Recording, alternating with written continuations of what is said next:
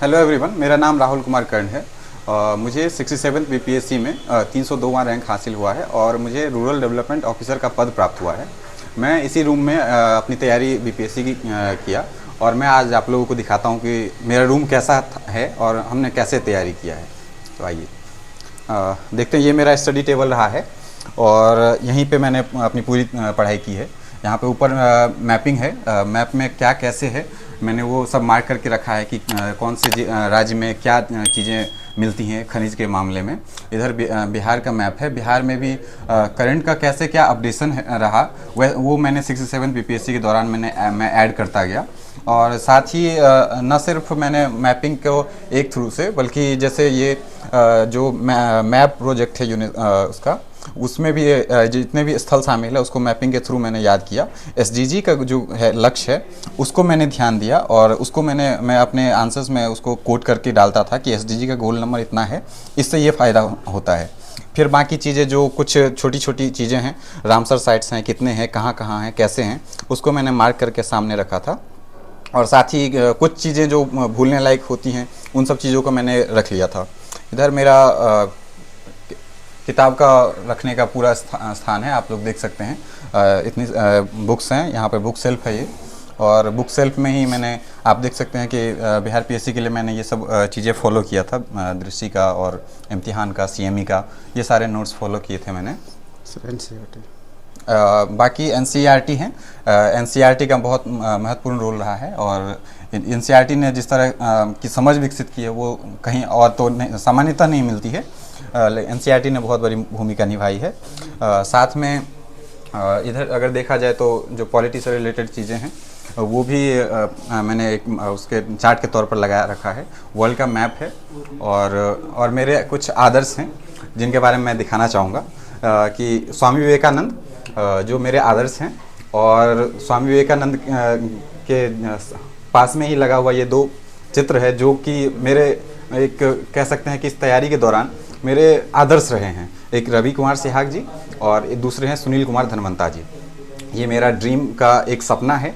और साथ में मैंने जब बिहार पीएससी का पीटी दिया था 67वीं का, तो मुझे मेंस का बहुत सिलेबस याद नहीं था, तो मैंने सिलेबस याद करने के लिए, ताकि मेरे सामने ये सिलेबस रहे, उसको मैंने देखा था, उसको लिख के रखा था ताकि मुझे वो दिखता रहे, मुझे उसी पर फोकस करना है।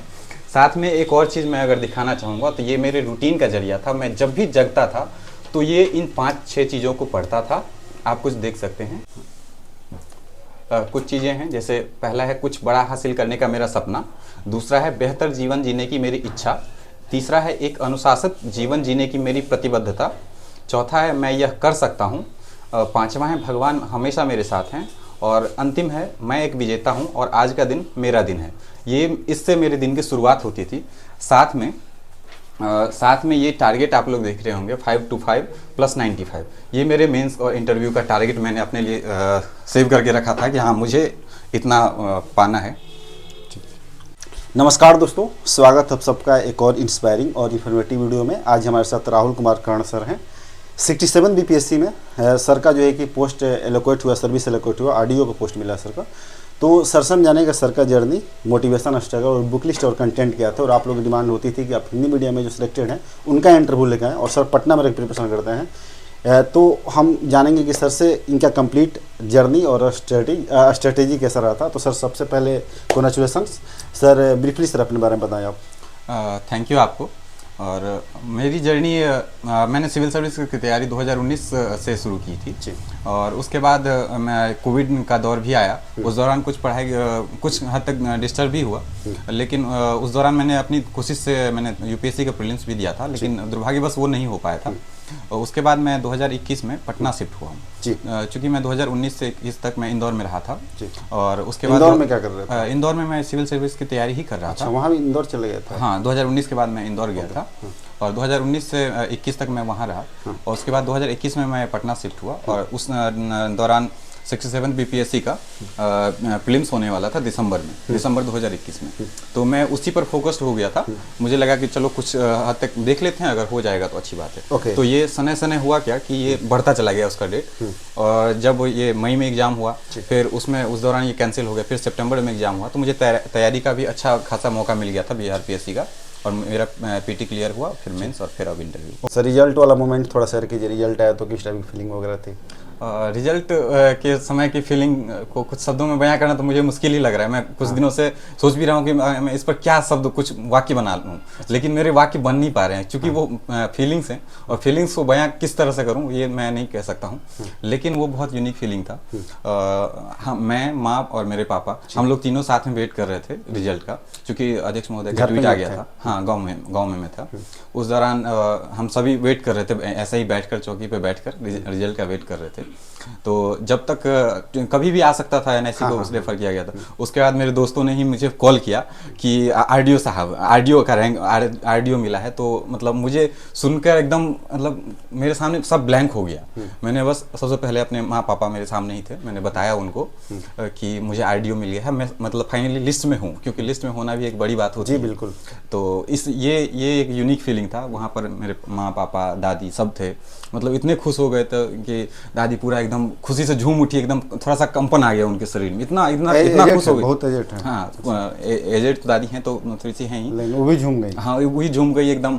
और मैं ये बात बताना चाहता हूँ कि मेरी दादी मुझसे पूछी थी रिजल्ट आने से पहले कि अगर रिजल्ट आ जाएगा तो तुम क्या बनेगा। तो मैं मतलब उसको अब क्या बोलूँ कि एसडीएम क्या होता है, डीएसपी क्या होता है, मतलब संभवतः उसे वो चीज़ें नहीं पता होगा, लेकिन बीडीओ सीओ ये चीज़ें पता है, ये लोकल चीज़ें हैं, ये चीज़ें पता है। तो दादी बोलती है कि हाँ तुम बीडीओ ही बनेगा, हम अब बोल दिए वही बनेगा। संजोग ऐसा हुआ है, मुझे आरडीओ का ही पद प्राप्त हुआ है, आरडीओ का ही प्रोफेशनल बीडीओ है, ये सफलता भी। ओके सर, प्रीलिम्स की अब सर ये बात करिए। प्रीलिम्स में सर क्या आपने, सर पहले वाला स्ट्रेटेजी मत फॉलो कीजिए, मत बताइएगा, क्योंकि सर अब 29 है, जो आपने पेपर देखा होगा सर, दिया भी होगा सर 69 का, सॉरी। तो सर अब उसके अकॉर्डिंग बताइए कि स्टूडेंट किस टाइप के पैटर्न फॉलो करे, और क्या बुक लिस्ट, क्या कंटेंट, अब किस तरीके से वो डीपली पढ़ाई कर सकते हैं। 69 के पीटी देखने के बाद तो यही लगता है कि मैं यूपीएससी में बैठा था या बीपीएससी में बैठा था। हाँ। ये सबके मन में एक फीलिंग था। लेकिन ये है कि क्वेश्चन को डील करने का कुछ तरीका है। कुछ बहुत सारे क्वेश्चन ऐसे भी हैं जो मुझे नहीं आते हैं, लेकिन वहाँ नया क्वेश्चन है, फिर भी मैं डील कर रहा हूँ। इसके लिए कुछ क्या कह सकते, कुछ टेक्निक हैं, कुछ एलिमिनेशन के तरीके हैं, कुछ आप उसको पहचान पा रहे हैं कि ये नहीं होगा और ये होगा, कुछ में 50-50 कर पा रहे हैं, ये कुछ तरीके हैं। लेकिन अगर कहा जाए तो ये बहुत वास्ट हो गया है अब 69 से बीपीएससी खास करके। तो आप उसमें किस टाइप के कंटेंट को फॉलो किया जाए, आप डीपली किस तरीके से पढ़ाई करें। पहले एसपीडी लुसेंट, ये बहुत मतलब कि एक तरीके से उनके लिए बीपीएससी स्टूडेंट के लिए बहुत ज़्यादा उनके सबके रूम होता था। अब वो रिलेवेंट है कि नहीं है, और एनसीईआरटी पहले नहीं भी लोग पढ़ते तो प्रीलिम्स उन्हें निकाल लेते थे। और तो सर अब क्या मतलब कैसे पढ़ें प्रीलिम्स के लिए। अब तो मेरा एक ही मैं मानना है कि अब जो भी पढ़ा जाए वो जो परंपरागत बुक है उससे पढ़ा जाए कम से कम, जो ताकि बेसिक चीज़ें जानकारी में आ सके। जैसे एनसीईआरटी से अच्छी समझ मुझे नहीं लगता कि कोई अन्य पुस्तक विकसित कर पाई है अभी तक। बहुत सारी पुस्तकें हैं, बहुत अच्छी पुस्तकें हैं, लेकिन वैसी समझ विकसित नहीं कर पाई है। तो एनसीईआरटी को बेस बनाना है, लेकिन मैं अपनी तरीके से कहूँ तो एक बुक को कई बार पढ़ना जरूर है, लेकिन एक बुक अगर आप 2-3-4 बार अगर पढ़ लेते हैं, उसके बाद अगर आप किसी अन्य पुस्तक पर रिलाई करते हैं, मुझे लगता है कि उसमें से कुछ नई जानकारी ही मिलेगी आपको। मैंने अपने तैयारी के दौरान ऐसा ही किया था कि मतलब कोई एक ही बुक मतलब 10 बार 15 बार ठीक है, अच्छी बात है, पढ़नी भी चाहिए।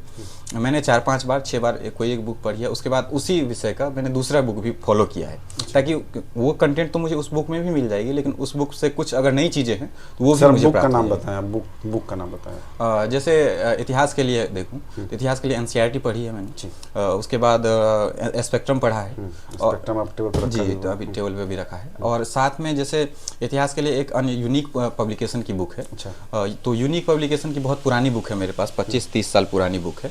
वो बुक मुझे कहीं से अवेलेबल हो गई थी, तो वो मैंने पढ़ी थी, तो मुझे उसमें से काफ़ी फैक्चुअल जानकारी मिल गई, क्योंकि अब जो कॉन्सेप्ट भी पूछा जा रहा है उसमें भी कहीं ना कहीं फैक्ट छुपा होता है। अगर वो फैक्ट आपको नहीं पता है तो वो चीज़ें नहीं हो पाएंगी, तो इसीलिए मैंने उसको भी रिलाई किया था इतिहास के लिए खास करके। ओके सर, पॉलिटी जियोग्राफी वगैरह बताया आप, इकोनॉमिक्स खास करके ज्योग्राफी अगर देखा जाए तो ज्योग्राफी मुझे लगता है कि एनसीईआरटी सफिशिएंट है, और मैंने ज्योग्राफी के लिए और कोई पुस्तक नहीं पढ़ी है, एनसीईआरटी ही पढ़ी है। उसके बाद पॉलिटी के लिए बात किया जाए तो लक्ष्मीकांत मैंने पढ़ी है। लक्ष्मीकांत के साथ जो करंट की चीज़ें हैं, कई चीज़ें होती है जो लक्ष्मीकांत में आप पढ़ जरूर लेंगे, लेकिन वो चीज़ें आपको मतलब प्रैक्टिकल लाइफ में जो करंट अफेयर में चल रही है वो चीज़ें कई दफ़ा मिलती नहीं है, तो वो चीज़ें मैं करंट अफेयर से पढ़ाई करता था। ओके। और इकोनॉमिक्स के लिए भी एक एनसीईआरटी है, और मैंने कुछ क्लासेस किया था अपने फाउंडेशन कोर्स के दौरान, तो उसने मुझे बहुत हेल्प किया। ओके सर, सिलेबस बहुत वास्ट है, मतलब बहुत सारे स्टूडेंट ऐसे होते हैं कि सिलेबस को 6 महीने लगाते हैं समझने में, सिलेबस वो जल्दी समझ नहीं पाता है। सर डिकोड करने की बात होती है, सब टॉपिक बनाने की बात है, सिलेबस को सर ईजी कैसे समझा जाए ताकि स्टूडेंट उसको समझ ले कि हाँ कोई भी चीज़ वो पढ़ रहे हैं, कोई बुक्स पढ़ रहे हैं, कहीं भी कुछ भी पढ़ रहे हैं तो रिलेट कर पाए कि हाँ ये GS1 का है, GS2 का है, हम वहाँ पे इसको इनपुट दे सकते हैं किसी क्वेश्चन में, उसके लिए क्या तरीका? सिलेबस को डिकोड करने का एक ही तरीका है कि पहले सिलेबस याद होना चाहिए। अच्छा, ठीक है, याद नहीं भी हो, सिलेबस बड़ा होता है तो कम से कम जैसे मैंने अपने उसमें चिपका रखा है कि मुझे पता है कि ये चीज़ें हैं, ये मैं पॉइंट आउट करता रहूँगा कि ये चीज़ें मैं उसमें इनपुट डाल सकता हूँ। तो या तो याद हो जाए तो अच्छी बात है, या फिर अपने सामने रखें, कम से कम एक बुकलेट रखें कि मुझे सिलेबस में क्या चीज़ें हैं और मुझे उससे रिलेटेड चीज़ें पढ़नी है, उससे बाहर पढ़ के क्या करना है, मुझे फाइनली सिलेक्शन का लेना है। तो यही मैं कहता हूँ कि ओके सर, कंटेंट बहुत है मार्केट में, कंटेंट बहुत है मार्केट में। अब कोई दुकान पे जाता है, कोई स्टूडेंट जाता है दुकान पे, वहाँ जब कोई मैगी लेने, कोई बुक्स लेने, तो वो वहाँ कन्फ्यूजन वाली स्थिति आ जाती है कहीं ना कहीं। तो सर कोई कंटेंट, कोई बुक सर कैसे उठाए, मतलब स्टूडेंट के हमारे काम लायक, उसके लिए वो कैसे वो समझे कि हाँ यही बुक मुझे लेनी है, मुझे लेना है नोट्स वगैरह? मुझे लगता है उसके लिए आपको क्वेश्चन का पैटर्न देखना पड़ेगा कि क्वेश्चन किस प्रकार के आते हैं। इसके लिए प्रीवियस ईयर क्वेश्चन को मतलब डिकोड करना होगा कि किस तरह के क्वेश्चन पूछे जा रहे हैं और क्या मतलब उसके किसी भी चीज़ के पूछने के पीछे क्या रीजन हो सकते हैं। अगर वो रीजन आप जान लेते हैं तो वो आप कंटेंट ढूंढने में भी आपको आसानी होगी, क्योंकि इतने सारे कंटेंट है तो हमें कुछ भी नहीं पढ़ लेना है कि मेरा मतलब चलो ये भी मिल गया मुझे, SPD भी मैंने पढ़ लिया, एडिटोरिया भी पढ़ लिया, या फिर जो भी चीज़ें हैं मैंने सब पढ़ लिया। लेकिन अब जो करंट खास करके पूछा जा रहा है PT में, वो फैक्चुअल तो है ही, बहुत गहराई से भी पूछा जा रहा है। तो आपको किसी एक सोर्स पे रिलाई होने के बदले मुझे लगता है कि थोड़ा सा वास्ट रखें नेचर, थोड़ा सा नेशनल इशू को भी अगर अच्छे से कवर करें, इंटरनेशनल इशू को, तो करंट अफेयर का प्रॉब्लम सॉल्व हो सकता है। ओके सर, करंट जैसे कि आपने करंट अफेयर का बात किया, तो जो स्टैटिक पार्ट होता है, अगर जो करंट अफेयर उससे रिलेटेड हो जाता है, आंसर राइटिंग सर उसका इनपुट कैसे दें, उससे कैसे रिलेट करके आंसर को लिखें? अब जैसे आंसर राइटिंग की बात की आपने, तो एक मैं आंसर लिख रहा था, मैं ट्रांसजेंडर पे कुछ क्वेश्चन आया हुआ था, तो ट्रांसजेंडर पे क्वेश्चन आया हुआ था, तो जो कंटेंट था वो तो लिखा मैंने, लेकिन करंट से जोड़ने की बात कर रहे हैं कि आंसर को कैसे यूनिक बनाना है। तो मैंने उसमें जो SDG का गोल मैंने दिखाया आपको, जो मुझे याद है, ये जो है SDG का गोल नंबर 10, रिड्यूस्ड इनइक्वालिटी, ये चीज़ें आप अगर आंसर में डाल देते हैं कम से कम निष्कर्ष में कि ये जो है हमारे SDG का टारगेट नंबर 10 है, जो कि सभी तरह की असमानताओं को कम करने की बात करता है, तो वो कहीं ना कहीं अगर आप पढ़ेंगे मेरा उत्तर तो आपको लगेगा अच्छा इसने यहाँ से भी रिलेट कर लिया है। तो 4-5 चीज़ें हैं सोशल इशू में, गरीबी है, भुखमरी है, ये सब अगर इससे जोड़ दें तो हमको अच्छा लगेगा। जैसे कोई भी नीति आयोग का रिपोर्ट ही आता है, तो उन सब चीज़ों को आप नीति आयोग का रिपोर्ट कहाँ कहाँ यूज़ कर सकते हैं, ये सोचना है कि हमको हेल्थ सेक्टर में भी यूज़ करना है कि बिहार में अगर सबसे अधिक गरीबी है तो इसका कारण क्या है। हेल्थ सेक्टर में अभी हम देख सकते हैं हेल्थ सेक्टर में कि यहाँ पर कमी है, वहाँ पर गरीबी भी देख सकते हैं कि गरीबी के कारण क्या है, गरीबी जनसंख्या वृद्धि का कारण है या जनसंख्या वृद्धि गरीबी के कारण है। मतलब एक ही चीज़ों को अलग अलग जगहों पे यूज़ करने का इंटरलिंकिंग क्वालिटी जो है वो मुझे बहुत हेल्प किया।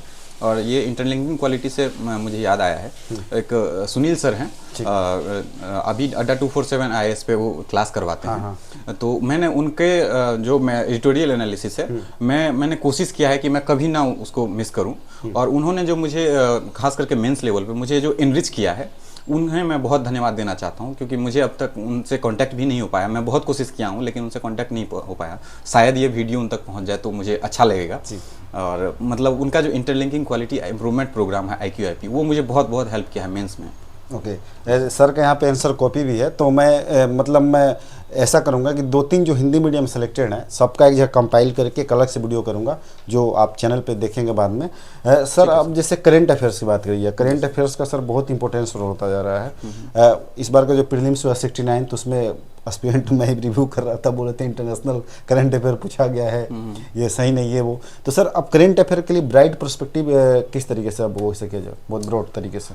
एक्चुअली करंट अफेयर या फिर पीटी का मुझे लगता है प्रीलिम्स का कोई सिलेबस डिफाइन नहीं है, उसमें कुछ भी पूछा जा सकता है। प्रीलिम्स के बारे में कहा जाता है कि मेरे पापा खास करके कहते हैं कि प्रीलिम्स जो है, प्रीलिम्स पढ़ाई है, मेंस गहराई है, और जो इंटरव्यू है वो आपका व्यक्तित्व परीक्षण है। तो ये पढ़ाई और गहराई की बात है। कहने का मतलब ये है कि जो पीटी में जितने भी कंटेंट हैं वो आपको कहीं से भी मिले, उसको गैदर करना है। गैदर करके खुद ही सोचना है कि मुझे कैसे इसका यूज़ करना है, कैसे क्या आ सकता है, नहीं आ सकता है। मतलब इसमें लिमिटेड चीज़ें नहीं हो सकती है कि कोई मैं एक मैगजीन फॉलो कर लिया हो गया। मतलब मुझे लगता है कि ओवरऑल खास करके न्यूज़पेपर से अगर रूबरू होते हैं, इंग्लिश और हिंदी कोई भी, क्योंकि हिंदी में तो कुछ हद तक कम आते हैं नेशनल इंटरनेशनल इशू, लेकिन इंग्लिश न्यूज़पेपर अगर फॉलो करते हैं मुझे लगता है बहुत हेल्प करता है मुझे वो। ओके सर, आप कोई न्यूज़पेपर बताएं जो आप वही नाम लिया न्यूज़पेपर का, तो कौन सा फॉलो? न्यूज़पेपर में वही खास करके एनालिसिस देखता था सुनील सर का। अच्छा। तो उसमें द हिंदू। न्यूज़पेपर आपने फिजिकली नहीं पढ़ा, मतलब एनालिसिस देखा? मैंने फिजिकली हिंदी न्यूज़पेपर पढ़ा है। अच्छा, कौन सा? दैनिक भास्कर में पढ़ता था। अच्छा। और उसके बाद द हिंदू का बिजनेस लाइन अखबार आता है, और इंडियन एक्सप्रेस, इन तीनों का कोलैबोरेट करके सर पढ़ाते हैं। उससे मुझे प्रीलिम्स से रिलेटेड भी काफ़ी चीज़ें मिल जाती हैं, और मेंस का तो वो मुझे लगता है मास्टर हैं वो, तो मुझे बहुत फिर प्रीलिम्स में बाधा नहीं रहेगी। ओके सर, अपनी तरफ से सर कोई आप चीज़ ऐड करना चाहें, 2-3 टिप्स एस्पिरेंट के लिए जो उनके बहुत काम की हो, तो सर बताएं आप। एक तो सबसे बड़ा मैं क्या कहूँ कि मोटिवेशन ही है, कि मोटिवेट रहना है। मतलब वो भी सेल्फ मोटिवेशन होना चाहिए। ये बाहर से ठीक है, अच्छी बातें हैं, हमारे वीडियो से, किसी के भी वीडियो से सभी वो होते हैं, लेकिन सेल्फ मोटिवेट होना है। मैं मोटिवेशन पर ही कुछ देर मैं बोलना चाहूँगा। पंक्तियाँ सुनाना चाहूँगा। मैं बोलता हूँ, उसके बाद आप डिफाइन कीजिएगा कि सच में पंक्तियाँ हैं या नहीं। जी। कि मैं मतलब 67 के पीटी से पहले मेरा ये रहता था कि गर्मी में 8 मई को परीक्षा होना है, तो मुझे वहाँ पे बहुत गर्मी फील होगा, तो उसके लिए मैं रूम में पंखा बंद करके रहता था। मतलब ऐसा नहीं कि मैं सिर्फ बोल रहा हूँ, आप लोग को, इन लोगों से भी पूछ सकते हैं, मैं पंखा बंद करके, मतलब वो माहौल फील करने के लिए। मतलब उस दौरान बहुत डिमोटिवेशन भी फील हुआ। उसके बाद मैंने अपने से मतलब अपने में सेल्फ मोटिवेशन कैसे ढूंढा मैंने, ये यहाँ पे कुछ लिखा हुआ है कि नभ से नारायण, शीर्ष पर श्यामा, मनोज सा प्रेम, नीलम सी चमक, और आनंद व आशीष से सुशोभित मैं। ठीक है, ये चीज़ें सुनने में अच्छी लग रही है कि नभ से नारायण मुझ पर आशीर्वाद दे रहे हैं, शीर्ष पर श्यामा है, श्यामा भी एक देवी हैं। उसके बाद मनोज मतलब होता है मतलब प्यारा, बहुत प्यारा। उसके बाद नीलम सी चमक पाने को सभी आतुर रहते हैं, आनंद और आशीष के लिए सभी लालायित रहते हैं। ये मैं इसलिए दिखाना चाह रहा हूँ क्योंकि ये कुछ और निषिद्ध शब्द नहीं है, ये मेरी कोर फैमिली है। ये नारायण मेरे दादाजी का नाम है, श्यामा मेरी दादी जी का नाम है, मनोज मेरे पापा का नाम है, नीलम मेरी माताजी हैं, आनंद और आशीष मेरे दोनों भैया हैं, और सबसे छोटा मैं। तो मैं सेल्फ मोटिवेट होने के लिए ये मैं जब भी पढ़ता हूँ तो ये मुझे बहुत मतलब मोटिवेट करता है। और ये मतलब इसीलिए मैं कहता हूँ सेल्फ मोटिवेशन बहुत ज़रूरी है। और व्यक्तित्व अगर अपने उद्देश्य से आपने लगा लिया है तो व्यक्तित्व आपको अच्छा लगेगा। सर आपके अंदर तो पोएटिक पर्सनालिटी भी है। यदि प्रश्न जटिल है तो उत्तर भी उत्तम आएगा। यदि संघर्ष हृदय भेदी है तो जीत की हुंकार भी गगन भेदी हो जाएगा। मैं यही कहना चाहूँगा। Okay sir, thank you so much. बहुत ही प्रोसेस समय आपने निकाला, अपनी जर्नी, मोटिवेशन और स्ट्रगल आपने शेयर किया। दोस्तों, इस वीडियो से आपकी प्रिपरेशन में वैल्यू एड जरूर होगी, तो इस वीडियो को लाइक या शेयर के चैनल चैनल सब्सक्राइब करना मत भूलिएगा। और सर का आंसर कॉपी है, तो हम 2-3 वीडियो को बहुत जल्दी, मतलब 1-2 रोज़ में ही मैं कोशिश करूँगा कि और भी जो सिलेक्टेड मेरे पास और जो इंटरव्यू किया जो हिंदी मीडियम से हैं, तो उनके सारे आंसर कॉपी को एक जगह कंपाइल करके अलग से वीडियो बना दूँ। तो thank you so much sir. Thank you so much.